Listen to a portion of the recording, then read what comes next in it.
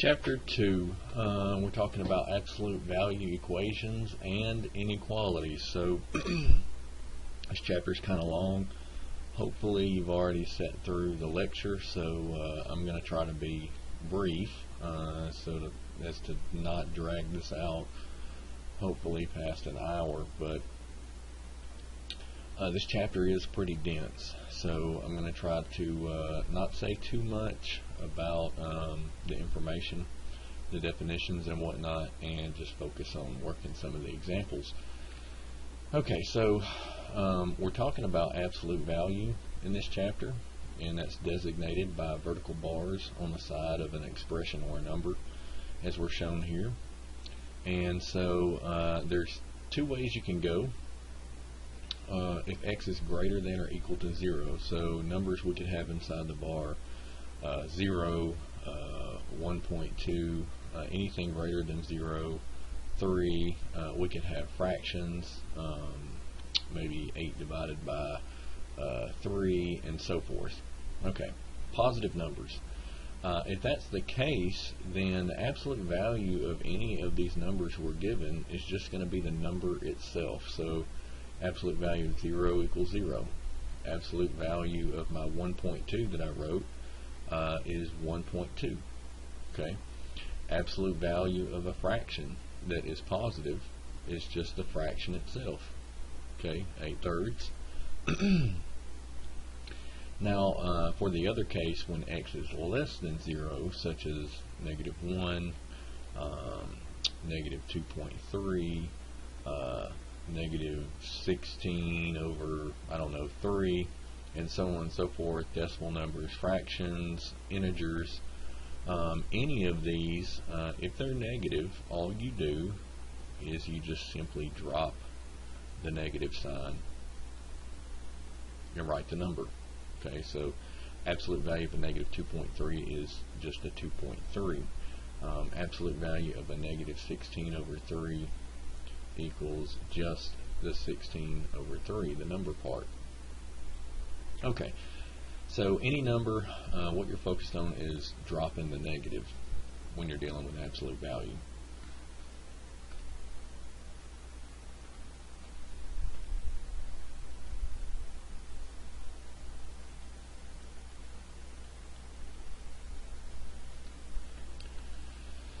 So some examples that we've worked out, or I've worked out already. I want you to home in on this one, and it points out an important aspect of absolute value.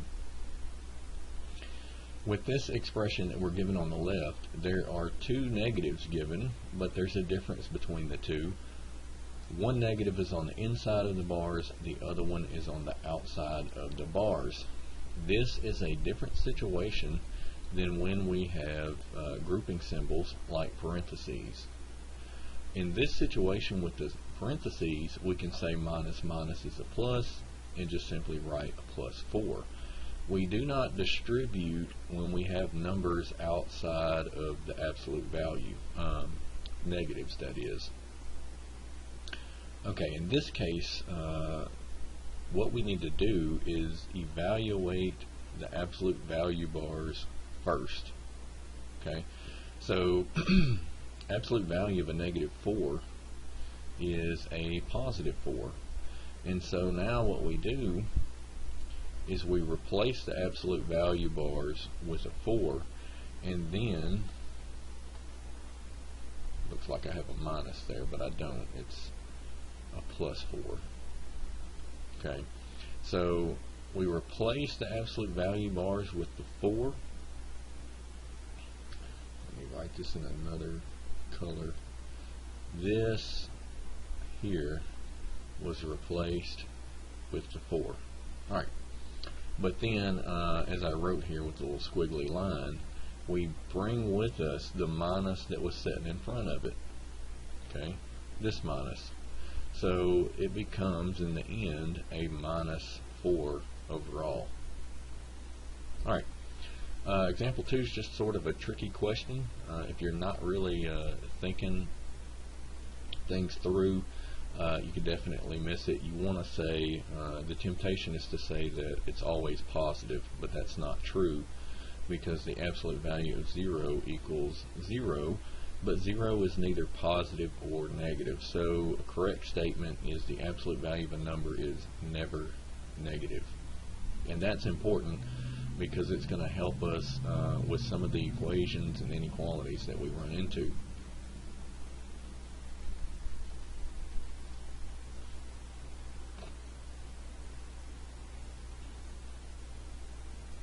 Okay, there are two ways to go about solving absolute value equations.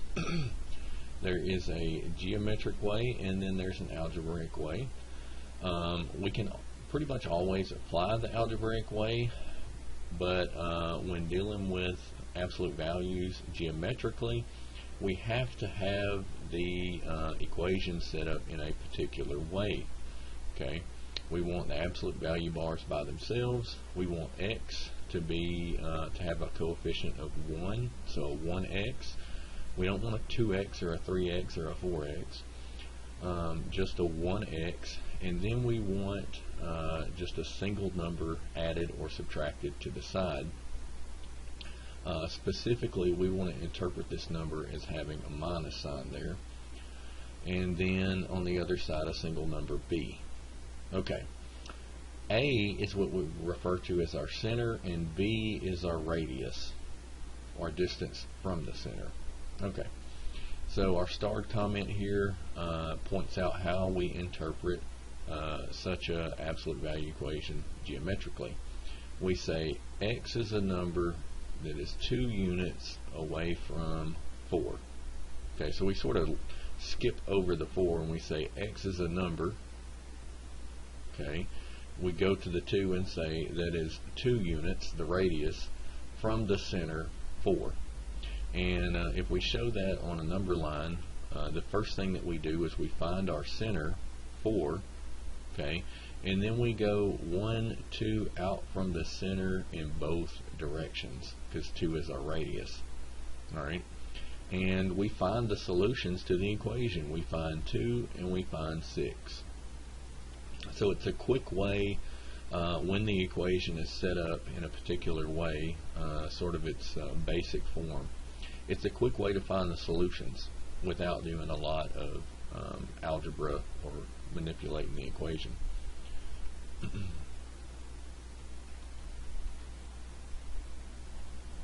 And then the next starred comment we see, if we solve it algebraically, we get the same solutions. We get an x equals 2 and an x equals 6. And you see that to solve it algebraically, we've basically broken up one equation into 2 separate ones. Alright, but the main point is same solutions. Okay, there's 2 ways to solve these particular basics type of algebraic or absolute value equations.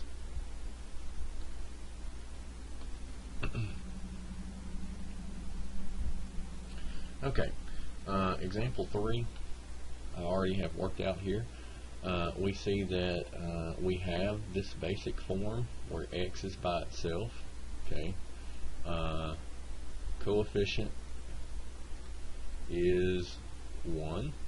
Alright, and so with that we look to the right and the minus sign is given. Okay, we sort of take the opposite sign of the number to the side. So this is, you may want to look at this as a negative 2, and so we would say the center equals a positive 2, the opposite sign of that number. And then the other number on the opposite side of the equation we call the radius. Radius equals 3. Alright, and we don't change the sign of this one. This is just a plus 3. So you see what we've done with the number line. We've located the plus 2, our center, first. Alright, and we've went 1, 2, 3 away from 2 in both directions, and we end up with 2 solutions, a -1 and a 5. So if you wanted to, off to the side, you could write x equals -1 and x equals 5.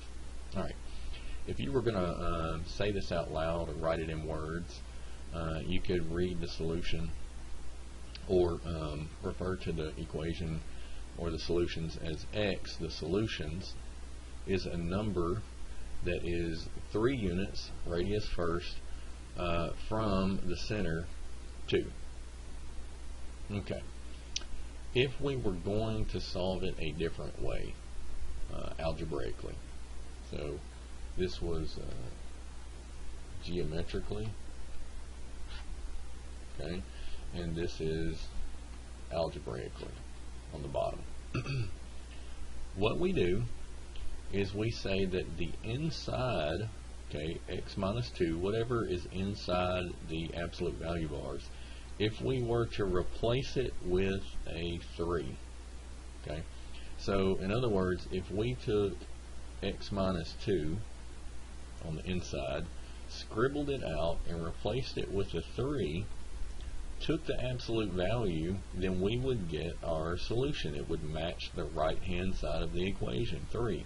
Okay, here is a 3 on the right side. So in other words, if x minus 2 equals 3, then we have a solution. On the other hand, if we took x minus 2 in the absolute value bars, scribbled it out, and replaced it with a minus 3 instead, then we would still get a 3 on the right hand side, this 3 up here at the top. So in either case, we would get a solution. Case 1 is x minus 2 equal positive 3, and case 2 is x minus 2 equal minus 3.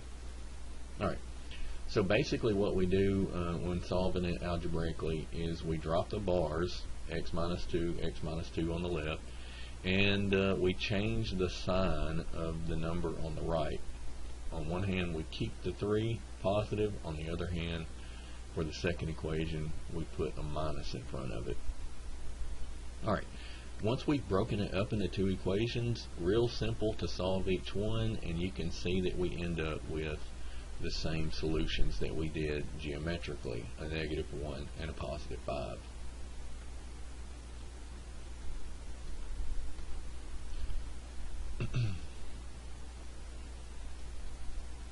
Okay, so geometrically, for example 4, we say that x is a number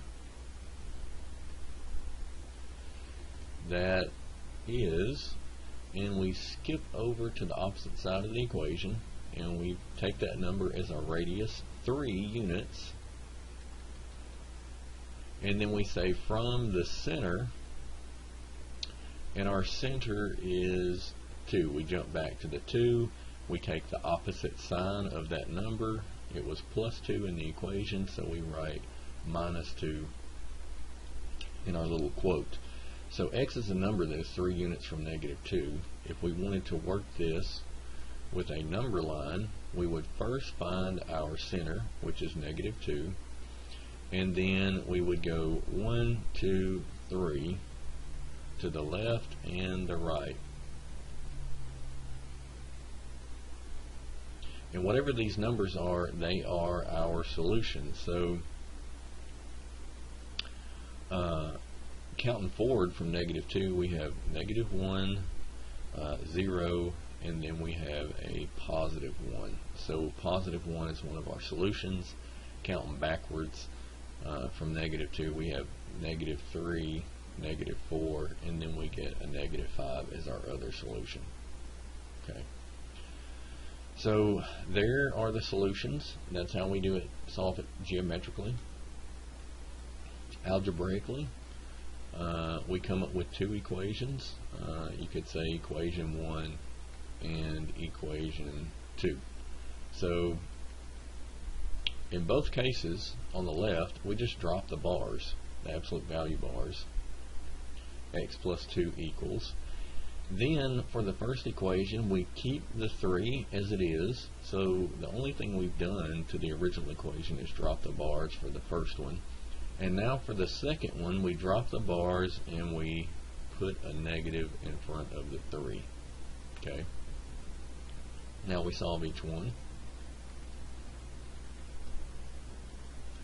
We get x equals 1.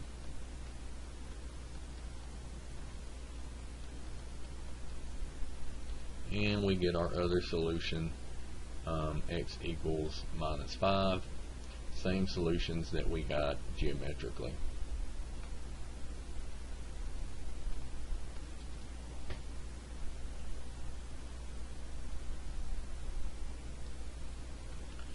Okay, 5. What happens when we have absolute value bars equal to a 0? Well, if we read it out loud geometrically, we would say x is a number that is, okay, now we recite the radius, and the radius is 0. It's on the opposite side of the value bars, and so we say it's 0 units from, and we change the sign of our center. Okay, we had a negative 9 inside the bars, so we say the center is a positive 9. So what number is 0 units away from plus 9? Well, we would locate the center and we would go 0 units to the left and the right.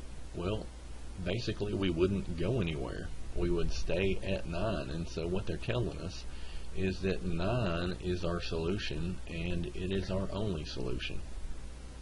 Okay? A number that is 0 units from itself is just the number 9, and it's the only one that works if you plug it, replace the x with the number. So if we replace x with 9, 9 minus 9 inside the bars gives us a 0. An absolute value of 0 on the left is 0, and it matches the number on the right, 0. Okay, you try any other number and it's not going to work. Alright, so at the bottom that leaves us working the equation algebraically. So this is algebraic on the top, this is geometric, GEO.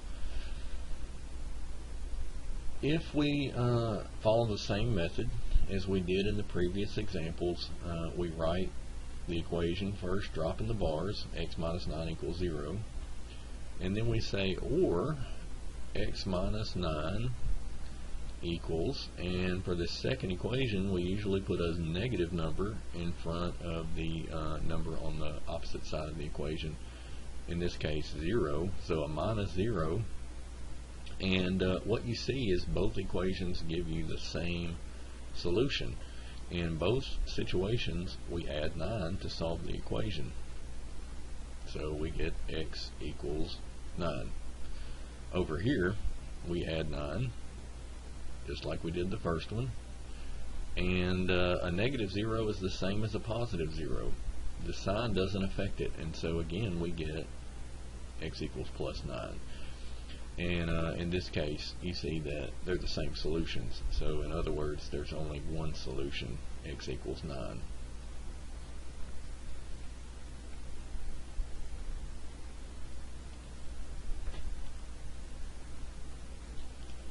Example 6 is probably our favorite type of absolute value equation. You may try to start out solving it geometrically or algebraically, and in that case you would end up doing a lot of work for nothing. What you need to spot before you start solving these types of equations is we have a situation where there's an absolute value expression. Okay, it could be a number, it could be a variable by itself, it could be an expression, a mixture of numbers and variables, but it's set equal to a negative number. And what we said in example 2 up above is that the absolute value of a number is never negative. So we cannot solve this. There is no solution.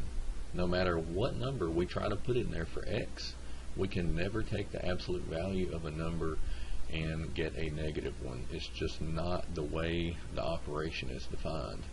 So no solution. Whenever you recognize this situation, you don't try to solve it. You just have to recognize it for what it is, no solution.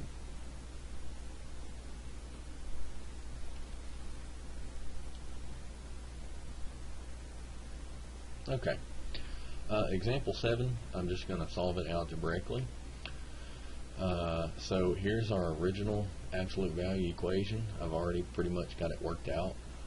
You can see I've got the first equation and the second one. You could also note that we have absolute value expression on the left. Here's our bars. And on the right we do have a positive number. So there is a solution. Absolute value does or can equal a positive number, and so we go about taking this original equation and breaking it up into two. One hand, we just drop the bars and write it the way it's given. Okay, 2x minus 3 equals 5. And then on the other hand, we've got 2x minus 3. We drop the bars and then we change the sign of the number on the right. Comes in minus 5. We go about solving it. We add 3, we divide by 2, and we get our solution, x equals 4. Same steps taken in the other equation, but we get different results. We add 3, we divide by 2, but in this case we get x equals a minus 1 because we started with a negative 5 instead of a plus 5. So we get a different result. Even though the steps were the same, we have a 4 and a 1 as our solution. If we were asked to graph our solutions as well as find the solutions, then all we would do is simply draw a horizontal line, locate our solutions -1 and 4, and then at those locations put solid dots. So you haven't marked a number as a solution until you've placed a solid dot at that location. So here's our two solutions, x equal 4 and x equal -1, and here they are again graphically.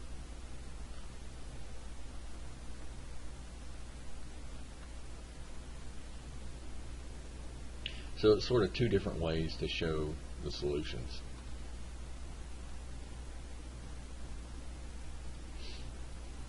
Alright, this next page is talking about a particular type of problem where basically we work backwards from the number line and we interpret it geometrically.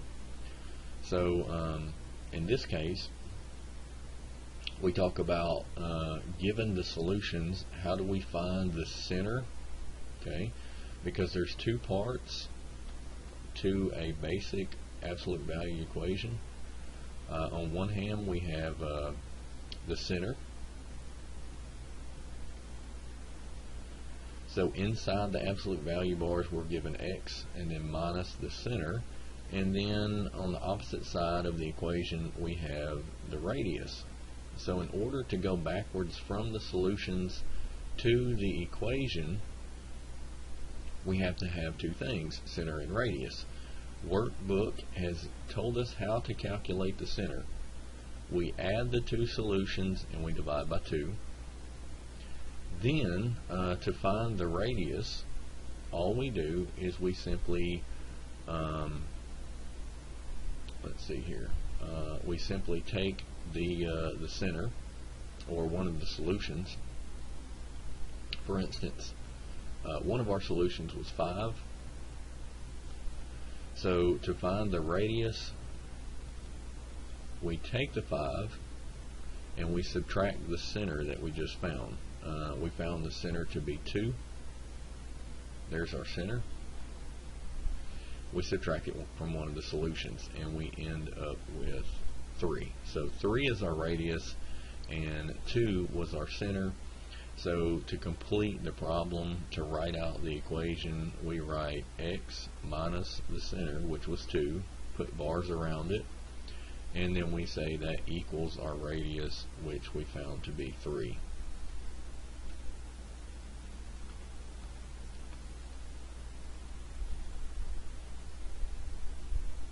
Okay, so in your workbook, in example 8, you're only given the number line with the two solutions. So solutions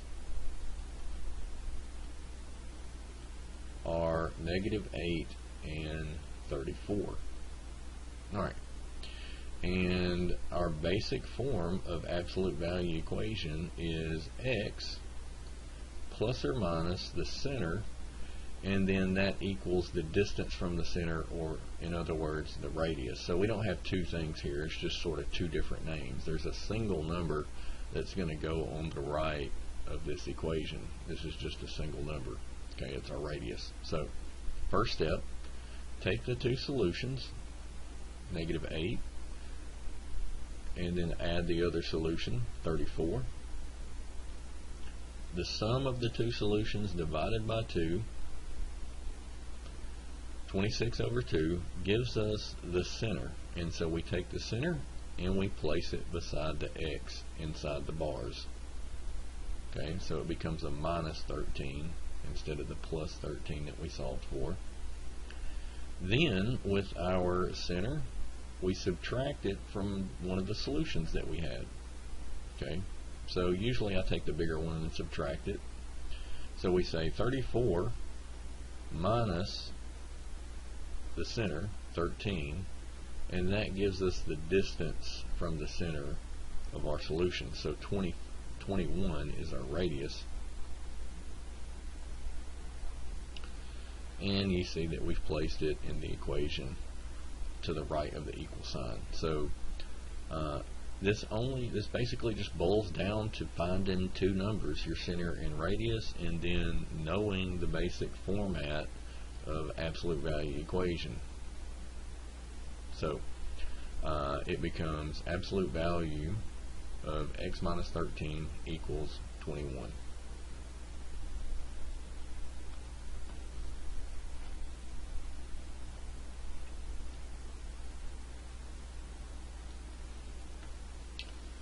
Okay, example 9.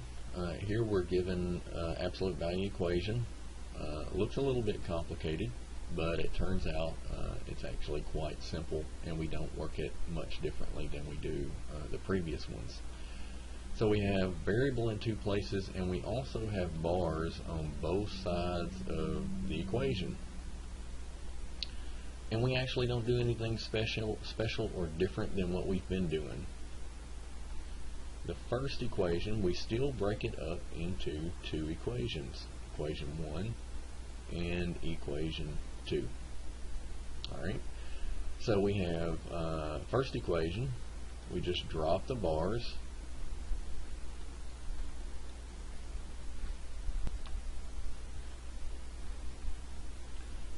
and write everything else out the way it was given. So 2x minus 3 on the left, x plus 4 on the right, no bars.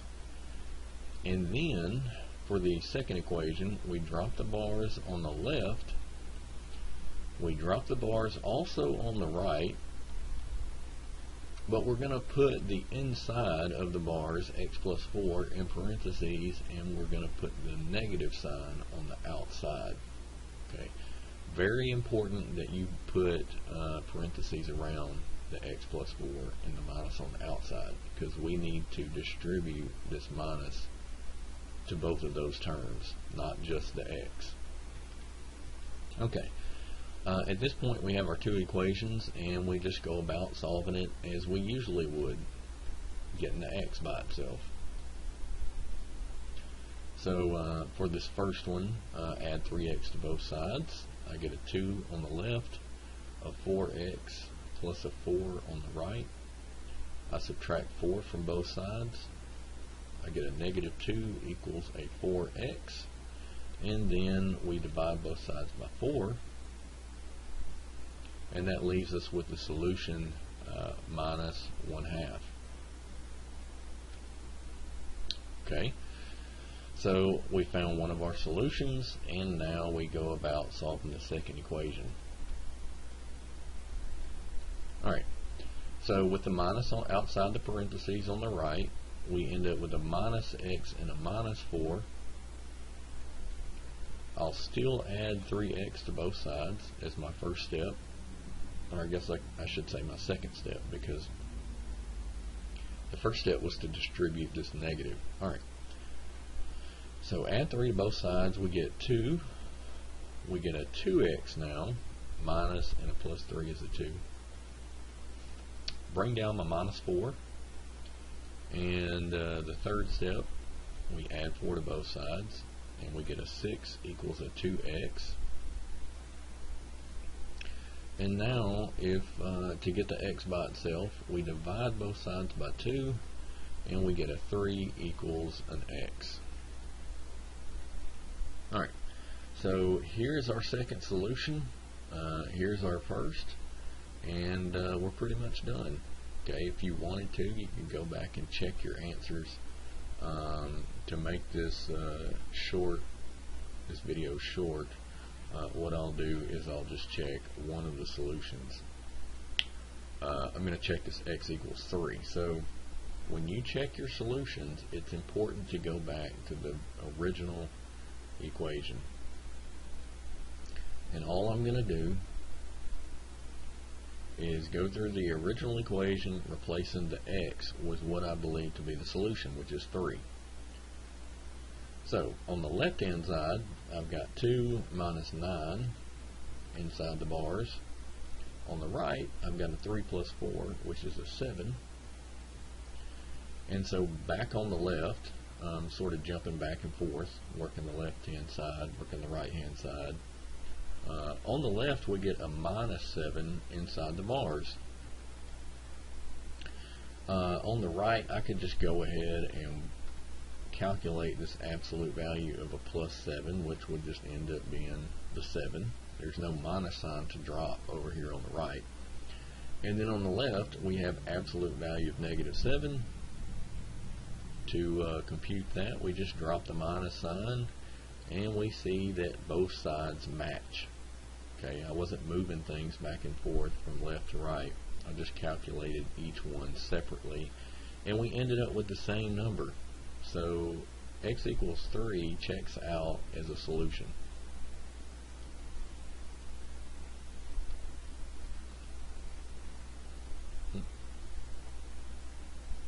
Alright, so the next one's already worked out, but what I want you to see, I want you to look at the big picture.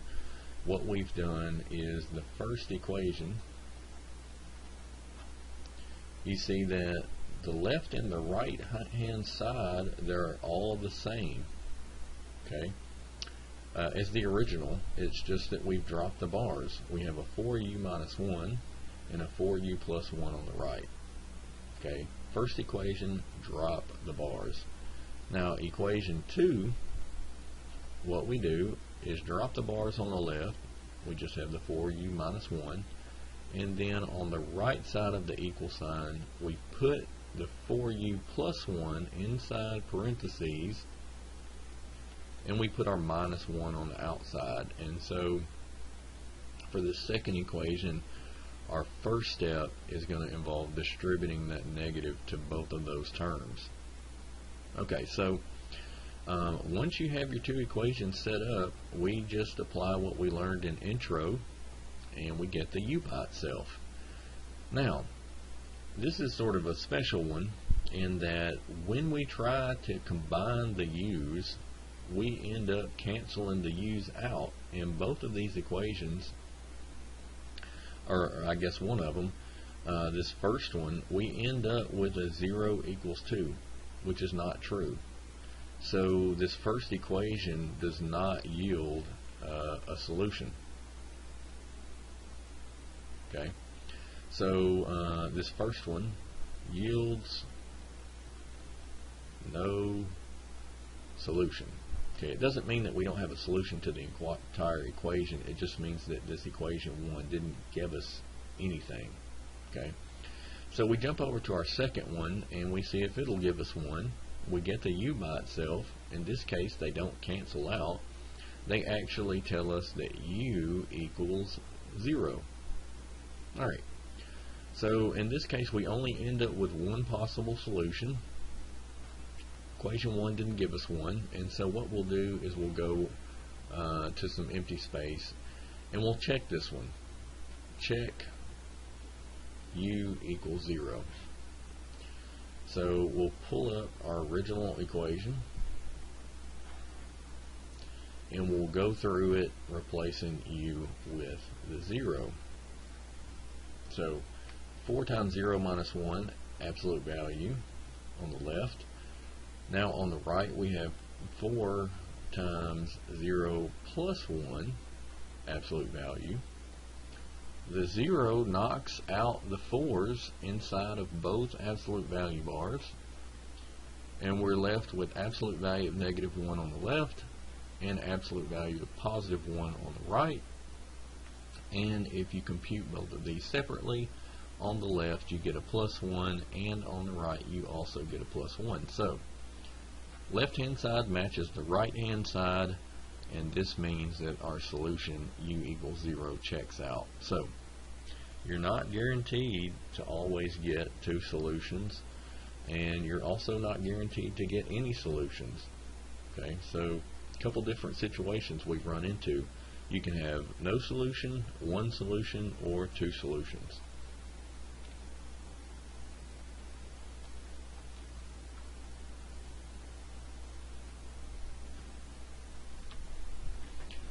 So at this point we're about halfway through the chapter, and I said at the beginning I try to keep it brief. Maybe I have, maybe I haven't, but the rest of this chapter pretty much involves instead of absolute value equations, we're going to have inequalities. So so far we've had 3 or 1 type of absolute value problem, an equation, and we said the basic form is this. Okay, absolute value of x minus a being the center, equals b being the radius. So we have that problem equation, and now we're going to talk about 2 others. On this page they address this situation. Absolute value of a, or x minus a still being the center, and then what if we replace equals with a less than symbol, and then we still have b on the right. And then later in the chapter we're going to look at this situation, x minus a greater than b, and then we could also have the greater than or less than equal to versions. So absolute value of x minus a less than or equal to b, and then absolute value of x minus a greater than or equal to b. Now, to keep this short and simple, I'm just going to talk about the algebraic way to solve the rest of these types of problems, the inequalities. The workbook includes a little explanation as to how you can interpret these, just like the equation, geometrically.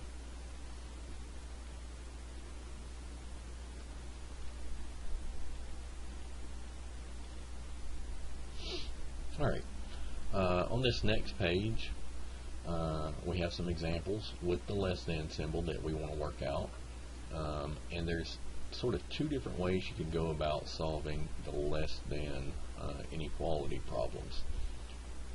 One is you could work this as a compound inequality. You could drop the bars, or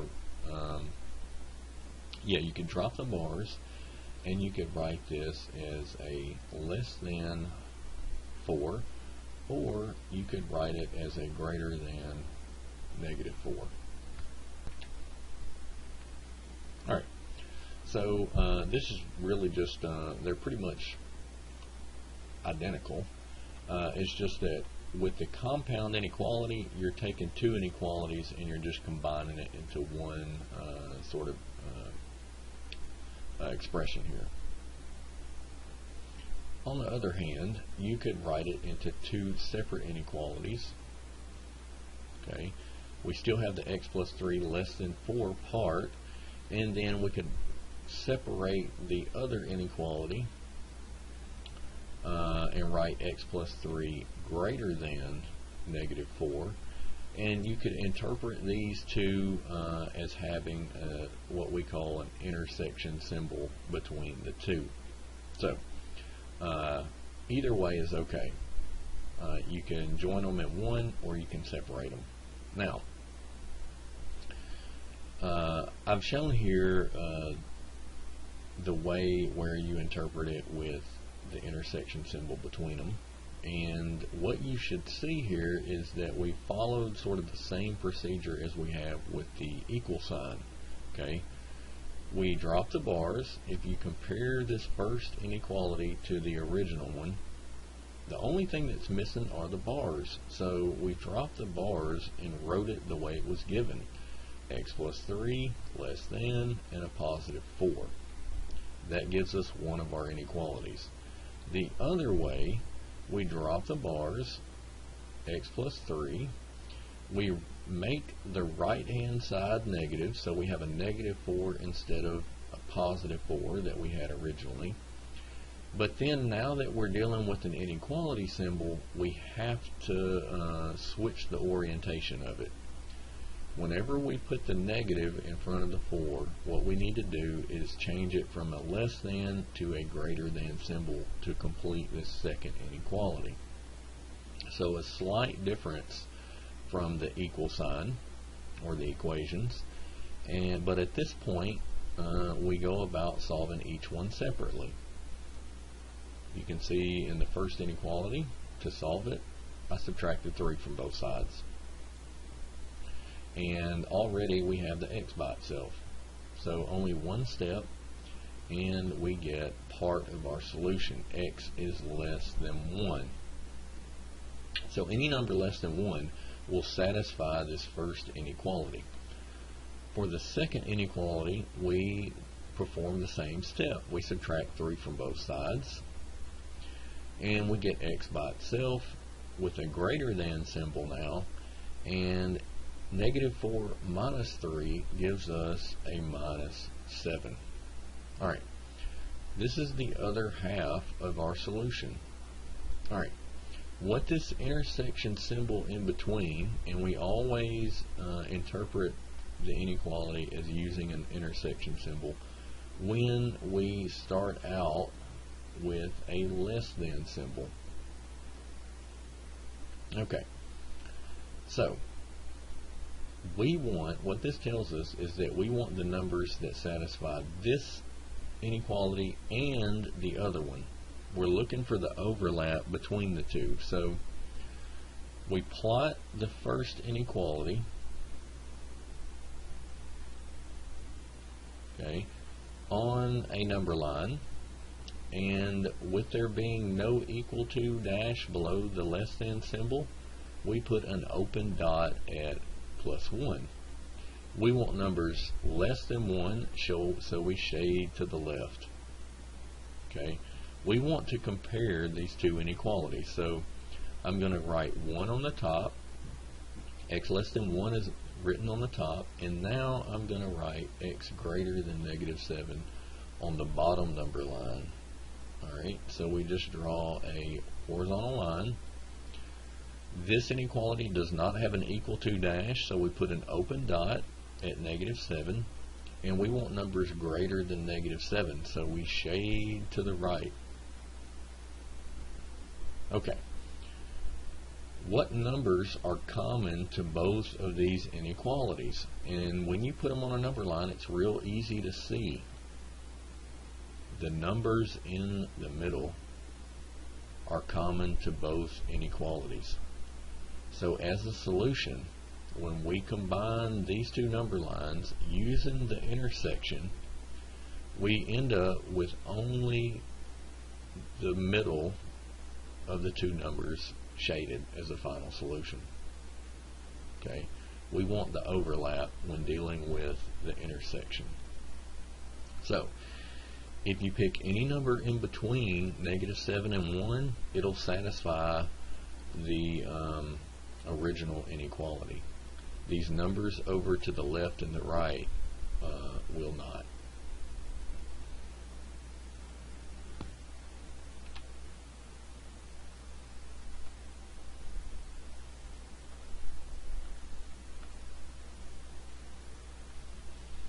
Okay, so example 12, what we do is we come up with inequality 1 and inequality 2. First one, we just drop the bars and write it the way it's given. Second one, we drop the bars, we change the sign of the 5 to a minus, and in the same step we reorient the inequality. We go from a less than, and now we write it as a greater than. It points in the other direction. Okay, now to solve this algebraically, we just get the x by itself in both cases. We end up with x is less than a negative 2, and on the other hand, we end up subtracting 7 from both sides. We end up with x is greater than a minus 12. Alright, so with the less than symbol being in our original equation, okay, the absolute value is less than the number, then we interpret these two inequalities with the intersection symbol. Okay, we want numbers that are common to both inequalities. So off to the side, we'll stack the two on top of one another. Okay, I'll graph x less than negative 2 on the top, and I'll graph x greater than negative 12 on the bottom. Alright, so if I put negative 2 here, we have greater than symbol with no equal to dash. So negative 2 gets an open dot, and numbers that are less than negative 2 get shaded, so we shade to the left. Now, negative 12 with respect to negative 2 is further to the left. It's less than negative 2. And then we want numbers x greater than negative 12. So open dot at negative 12 and shade to the right. What numbers are common to both? That would only be the numbers in the middle. Okay. Numbers on the left of negative 12 and right of negative 2 are only in one of the inequalities. So our final solution graphically would be this: open dot at negative 12, open dot at negative 2, shade the middle. If you check any numbers outside of the shaded part, they will not work for this original inequality. That's why we don't shade them.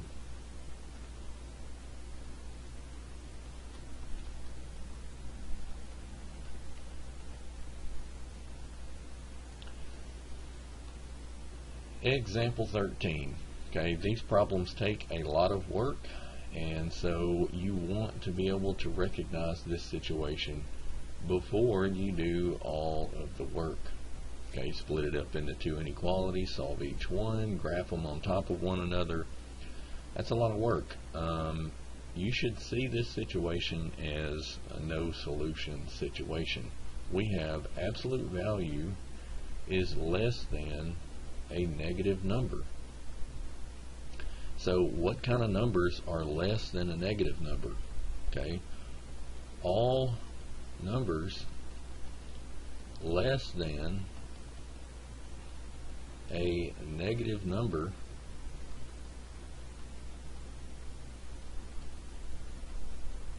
are themselves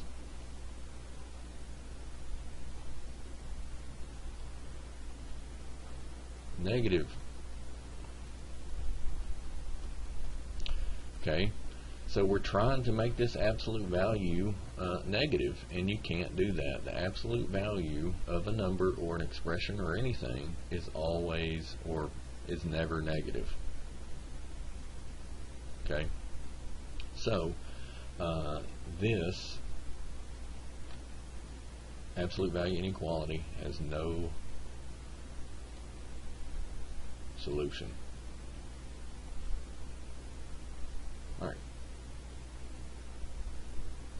So if we have equal to a negative or less than a negative number, then there is no solution to the problem. Example 14, we'll solve it algebraically. We have absolute value less than or equal to a positive number, so we'll have a solution, and we'll write out our first inequality and then our second inequality.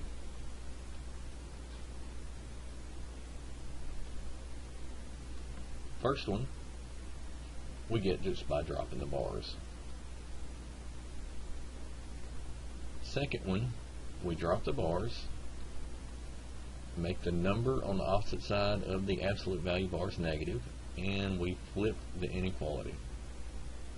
We point it in the opposite direction. Now we go about solving each one.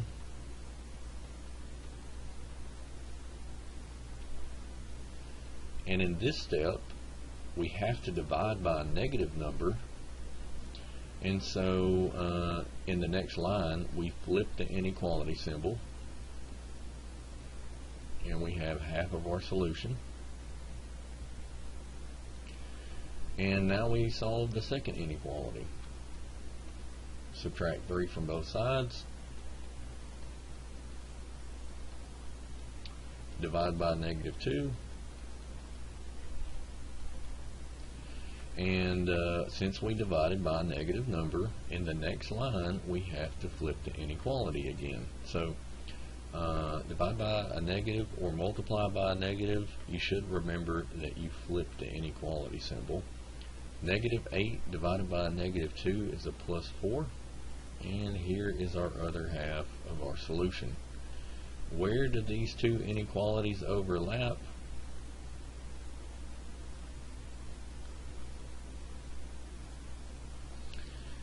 Okay, each one gets a solid dot, -1 and +4, because we have the equal to dashes below the inequality, and the overlap of these two inequalities is in the middle. Okay, if you wanted to, you could combine these two in the same inequality to make a compound inequality, writing x in the middle, 4 on the right, and -1 on the left.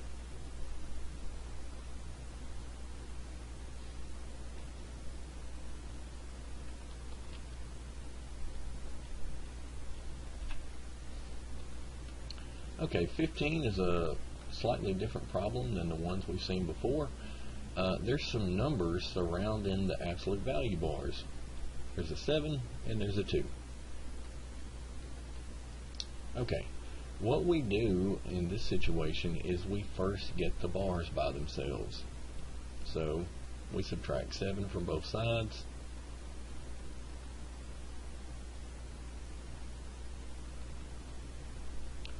and then we divide both sides by 2, and now we have the absolute value bars by themselves as we're used to. Okay, so you want to get the bars by themselves, and then the inequality is going to tell you how you interpret the two inequalities that you get by solving it. So once the bars are by themselves, we still have a less than symbol, and so we interpret our two inequalities that we get using the intersection. Okay, so we want the overlap between the two inequalities that we get from this one inequality, and we have value bars less than a positive, so we will have a solution.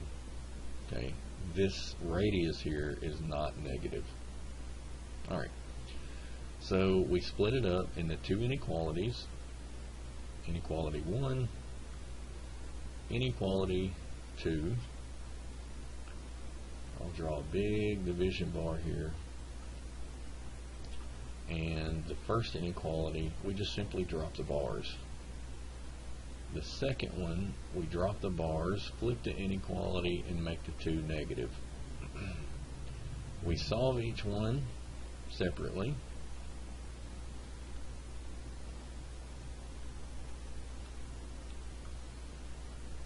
Same step in both inequalities. We just add 5 to both sides, but we do end up with different inequalities. On one hand we have an x less than 7, on the other we have x greater than 3. If you plot both of them and compare them, they only overlap between the 3 and the 7, and so that's the only part that we shade for our final solution. Okay, and we put open dots at 3 and 7 because we do not have the equal to dashes in the inequality symbols. And that's how you go about solving these types of inequalities. When there are numbers attached with the absolute value bars, you want to isolate the absolute value part first. Then you break it up into two equations, or two inequalities.